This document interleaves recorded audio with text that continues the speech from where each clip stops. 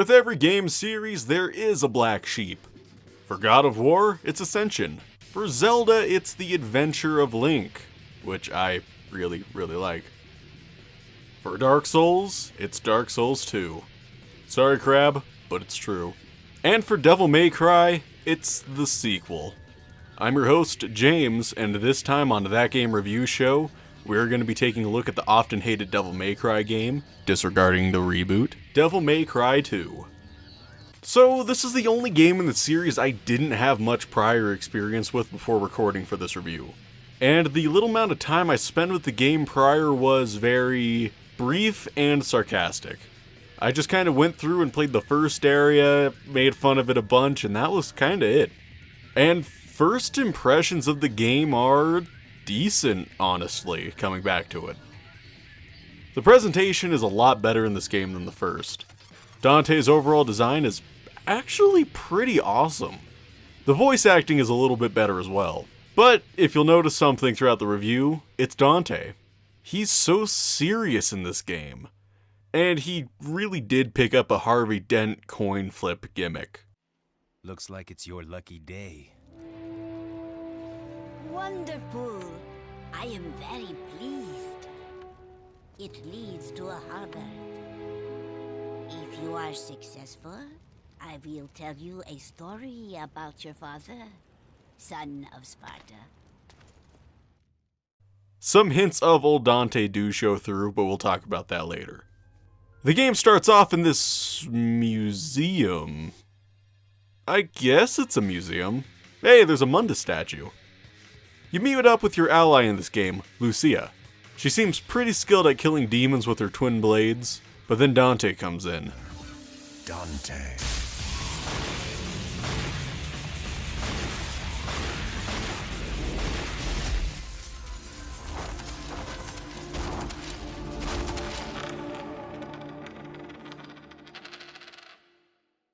The two talk as she throws her knife at a point where she wants Dante to meet her at. Dante then goes there and explores the island where she lives, and once he reaches her home, it fucking explodes. Because, of course it did. I honestly cannot remember the name of this island to save my life. Gonna call it Home Island. And I don't believe I ever need to say it again. Here you are introduced to Matie, Lucia's mother. She had once fought alongside Sparta to seal away the demon Argosax. The very same demon, conveniently, that the business tycoon Arius wants to revive in order to gain his power. Dante agrees by flipping his coin and it happens to land on heads. Dante goes into the city through the really boring and at one point glitchy ruins, and just kind of winds up there. Here he is attacked by two wolves, Freki and Geri, who Dante promptly defeats and gains a piece of amulet. Here is where we are introduced to something really interesting this game does. Customizable devil triggers. Throughout the game, Dante requires various pieces of his amulet, which is not the same amulet that he had in Devil May Cry 1. Actually, it's really not even explained where this amulet came from, or why there are so many pieces for it just hanging out everywhere. That aside, this is a pretty cool mechanic. You find center pieces that change your elemental power, side pieces that change your traversal, and large pieces that give you various buffs. This was awesome. I don't know if the elemental effects changed much about the damage output, but I kind of assume it did. I only ever got the flight segment for Dante, which was kind of cool. It let you fly up everywhere you wanted, within a little bit of reason. I actually sequence braked it a little bit later on. You run into several infested weapons, tanks and helicopters mostly. These kinda sucked as fights, especially since the helicopter specifically is considered a boss. The tanks were pretty good for getting some style on them, but that's about the only positive I can really say. Dante makes his way into this facility? Factory? It's never really explained where you are. Actually, this game does an awful job explaining a lot of stuff. You just appear in a lot of places with very little regard to how it actually makes sense. Stuff just kinda happens. Dante makes his way to the top of the factory, and then fights the flaming Minotaur, which was kinda awesome.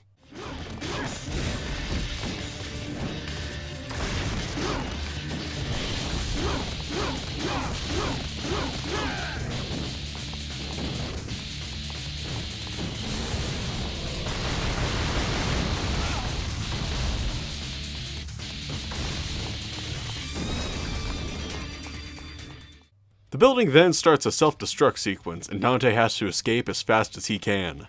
An alarm sounds, which means the building could explode at any moment. No, that's what the game says. But let's follow that up with a big fucking countdown on screen, which means you have plenty of time. Honestly, this escape sequence really sucked. And the way forward wasn't nearly as clear as it should have been. Putting doors out of sight in a fixed camera situation is not clever or good design. It's tedious and annoying. I really pretty much just lucked my way through this mission. I think that's the reason they give you 12 damn minutes to do it. I hate to admit it, but I really don't remember much of this game. I played through it just hours before writing the script, but I'm having a hard time remembering what happened, even with all the notes I took. There was a moth fight a little bit later on, which was fucking terrifying at the beginning. I got sneak attacked by one of the maggots. I do want to talk about something here. This game is just not memorable at all. And I feel like that is one of its biggest flaws. I did just mention that I can't remember what happened, but that's true. I know some of the major plot points, and even then they're a bit iffy.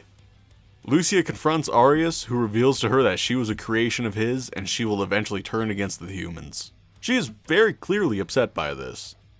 Arius flies away, leaving Lucia to ruminate on this revelation. Dante makes his way up to Arius' tower, where he ends up having Lucia trapped.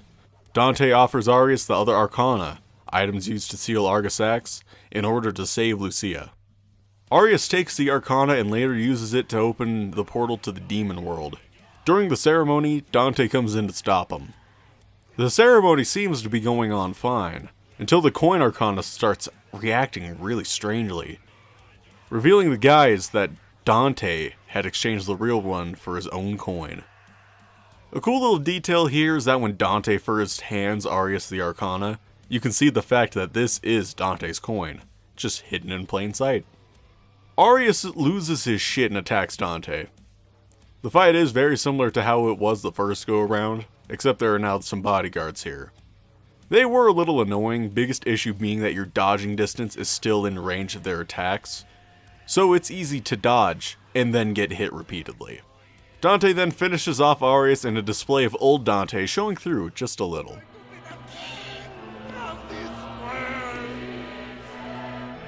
King?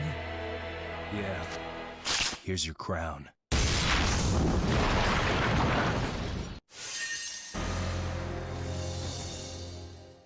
He meets up with Lucia, who begs for Dante to kill her because she is a demon made by Arius. Refusing, Dante tells her that devils never cry. I still fucking hate that. The portal to hell opens up anyways, and Lucia offers to go, feeling as though she is expendable. Dante decided that they should flip for it. It lands on heads, so Dante goes in. In hell, Dante fights against Argisax, a mixture of most of the demons Dante has fought, even some of the ones from the first game. Look, there's Griffin and Phantom. This fight kinda sucks. It's just a lot of standing and shooting. It's too dangerous to go in and attack with your sword, so staying back is the best option. Actually, that's the way you fight most of the bosses in this game, now that I think about it. Once Argisax's gross form is defeated, Dante faces off against Despair Incarnate. I really like the effect on this guy's character model. He actually reminds me a lot of Inferno from Soul Calibur 2. And this is probably the best fight in the game. and shooting constantly is not the best option, or at least it's not heavily rewarded. Dante defeats him with one final shot, and here is where I got really frustrated that this Dante isn't as wisecracking as he is in other games. This clip here directly shows Dante's face doing nothing, then he shoots.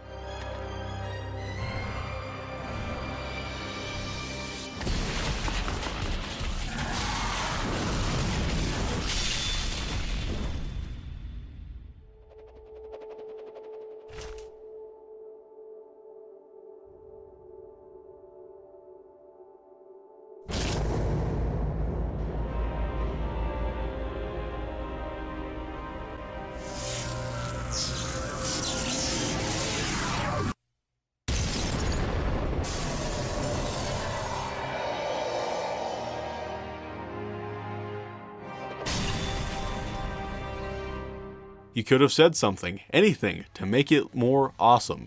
Oh, like, I don't know, jackpot? The last scene of the game is Dante riding into the underworld. Now you may be saying to yourself, wow, this felt oddly short, to which I respond, how the fuck did you know that unless you've played it before? Which you might have, I don't know. Yeah, this game is really short, except there's another campaign to do. Once you beat the game, they're not very subtle to tell you to play it again with Lucia. In fact, the game was originally released on 2 discs. Lucia's playthrough isn't that great, honestly. Her gun use is limited, partly due to her not having guns, but her melee attack is far superior to her long-range attack. It does add a couple of scenes and a few different levels, but that's about it. This does give us the post-credits scene that shows Lucia sitting in Dante's office, waiting for him to come back. She hears a motorcycle and then runs out, excited. My job is hunting devils. Devils never cry. I know. He did the same thing.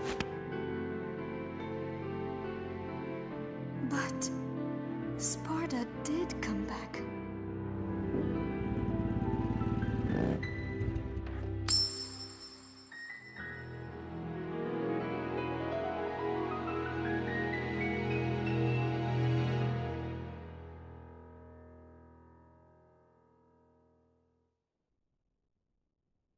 Oh, I suppose I should tell you, I played through both campaigns in one day. Basically one day. Yeah, it was a back-to-back endeavor for me. This was not scripted, I just wanted to point out. I have experienced a lot of Devil May Cry 2 today, and I am tired. So let's really get into the gameplay here. At first glance, you may be thinking that it's not awfully different than the first game. Except, it is. You get a dodge button, which was kinda nice and is clearly the precursor to the Trickster style. Dante starts the game with his double trigger and his double jump. Oh, and, Stinger. The Stinger in this game really sucks, and I hate to say it, that's kind of the first hint of things to come. Instead of having the delay combos, they are based on whether or not you are pushing the analog stick. Enemies are stupid, they don't really go after you as much, and are really easy to ignore. Guns do way too much damage and easily stagger the enemies. You can easily just shoot at an enemy, and they will fly up into the air. Iconic battle theme from DMC2.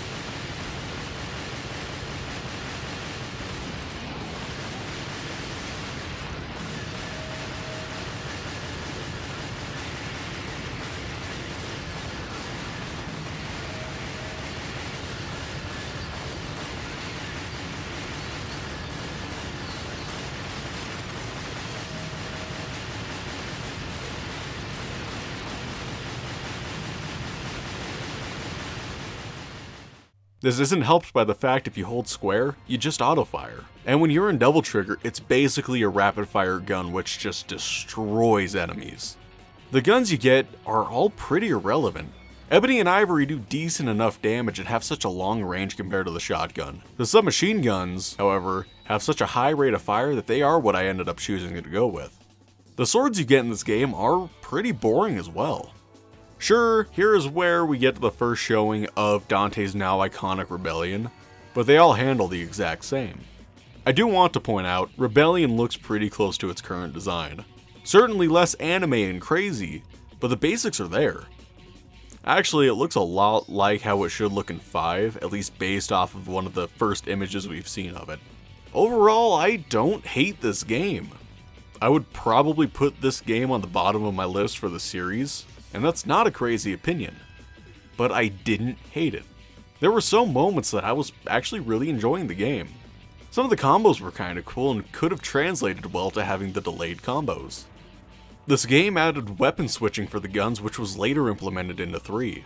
Having a custom devil trigger, despite them all being mostly the same, is a neat idea. Something I didn't notice until later was that you can shoot in different directions, which is pretty cool and was later implemented into the gunslinger style. Hell, it added Bloody Palace mode, which has become a staple of the series. And there are issues I have with the game, plenty of them. Some of the missions are pretty long and others are stupid short. There was a 51-second mission, followed by a 20-minute mission. They added a water section into the Lucia disc, which pretty much sucked. Some 3D platforming segments were added, which were also pretty shitty. The camera has a lot of issues at some points, getting caught and not fully showing everything that is happening. The bosses are way too weak to the guns. Not only are they too weak to the guns, but they don't offer much opportunity to actually hit them with your sword. I do want to say right now, this is unscripted. I really started to not like this game while I was playing through it, and I only really felt that way once I got halfway through Lucia's campaign, and that's probably because I was playing the game all fucking day. But I don't know, just some things were starting to really wear on me, and it's a lot that I have already pointed out. Just, the game doesn't feel that great. Devil May Cry 3, I could play all goddamn day, and some days I have. But I didn't really feel that way with this game. Devil May Cry 2 was decent. As I said, it's probably my least favorite in the series. I'll end up coming back to it eventually, but I would rather replay pretty much all of the other games when I end up playing for fun. Devil May Cry 5 is just getting closer and closer, and I will always be so fucking excited. I've watched way too many leaked videos of plot for 5, and I am deeply ashamed of myself. That's not important though. Next time I host, assuming I have everything timed out correctly, we will be taking a look at the also long-awaited Darksiders 3. Thank you so much for watching. Drop a like and subscribe if you have enjoyed. Terrell will be hosting next week, so come back then.